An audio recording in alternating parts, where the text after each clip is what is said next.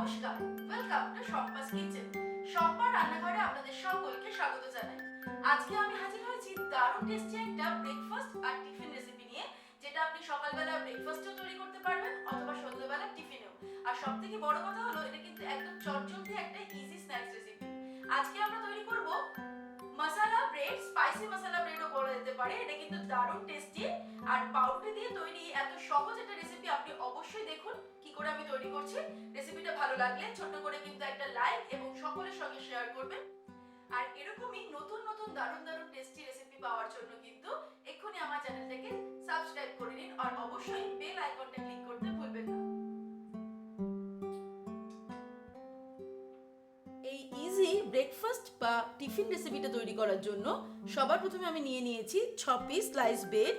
যে কোনো পাউরুটি কিন্তু আমরা ব্যবহার করতে পারি, ব্রাউনও নিতে পারি অথবা হোয়াইট ব্রেডও কিন্তু ব্যবহার করতে পারি। এগুলোকে আমরা প্রথমে পিস করে 4 টুকরো করে কেটে নেব।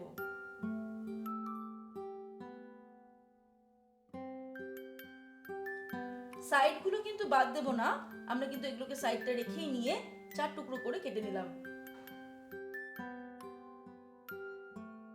এক একটা ব্রেডকে আমি 4 টুকরো করে কেটে নিয়েছি। এবারে আমরা চলে যাব নেক্সট স্টেপের দিকে।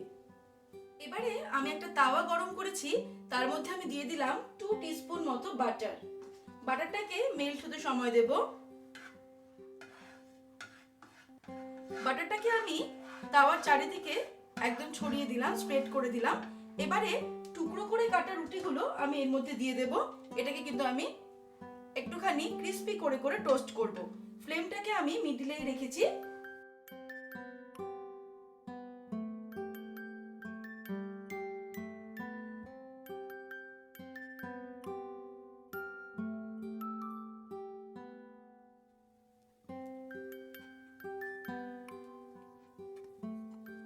একটু সময় নিয়ে কিন্তু আমাদের এই কাজটা করতে হবে, যাতে রুটিগুলো পুড়ে না যায় আর সমান তালে ক্রিস্পিও হয়। মিডিলের গুলো কিন্তু আমাদের হয়ে গেছে, সেগুলোকে আমরা তুলে নেব। আর সাইডের গুলো আমরা আবার একটুখানি মিডিলের দিকে দিয়ে দেব। এভাবে পাউরুটির পিসগুলো আমি উল্টে পাল্টে ক্রিস্পি করে টোস্ট করে নিচ্ছি, তারপরে ফিরে আসছি। তারপর আমি একটা কড়াই গরম করে এর মধ্যে 2 টেবিলস্পুন সাদা তেল অ্যাড করে নিলাম। ব্রেডগুলো টোস্ট করে নেওয়ার পর এবার আমি একটা কড়াইতে 2 টেবিলস্পুন সাদা তেল গরম করেছি, তার মধ্যে আমি দিয়ে দিচ্ছি হাফ টেবিলস্পুন রসুন কুচি। রসুনটাকে আমি 30 সেকেন্ড মতো একটু ফ্রাই করে নেব। তারপরে এর মধ্যে আমি দিয়ে দেব কুচানো পেঁয়াজ। রসুনটাকে আমি 30 সেকেন্ড মতো ফ্রাই করে নিলাম। এবারে এর মধ্যে আমি দিয়ে দেব কুচানো পেঁয়াজ। দুটো মাঝারি সাইজের পেঁয়াজ আমি কুচিয়ে রেখেছি, দিয়ে দিলাম। আমি 2 মিনিট মতো পেঁয়াজটাকে মিডিয়াম আঁচে ফ্রাই করব। পেঁয়াজটা ফ্রাই হয়ে গেলে আমি আঁচটাকে একদম কমিয়ে নিয়ে এর মধ্যে মশলাগুলো অ্যাড করব। যেমন দিয়ে দেব হাফ টিস্পুন নুন, হাফ টিস্পুন দিয়ে দিলাম রেড চিলি পাউডার, চিনি দেব 1 টিস্পুন, দিয়ে দেব টমেটো সস,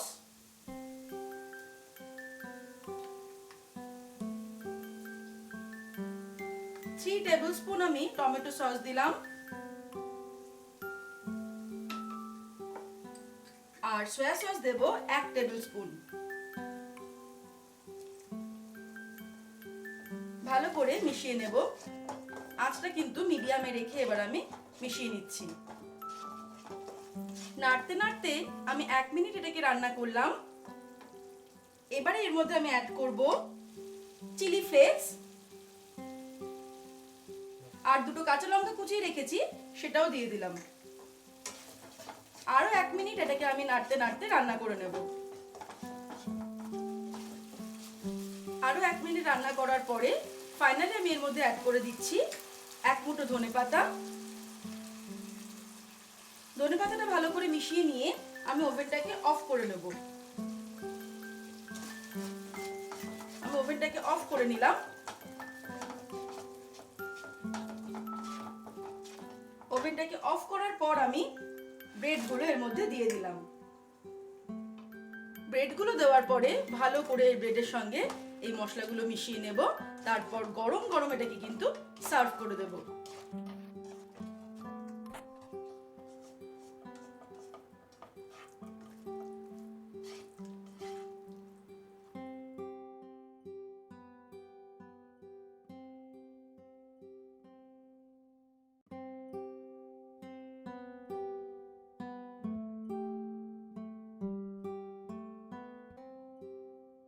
কি দারুণ লাগলো না রেসিপিটা? এই রেসিপিটা কিন্তু আমার ভীষণ পছন্দের, আর আমার মতো যারা স্পাইসি রেসিপি পছন্দ করেন তাদের কিন্তু এটা খুব ভালো লাগবে। এইটুকু বলতে পারি। রেসিপিটা ভালো লাগলে অবশ্যই লাইক করবেন এবং ভিডিওর নিচে কমেন্ট সেকশনে কমেন্ট করে আমাকে জানাতে ভুলবেন না আপনাদের কেমন লাগলো।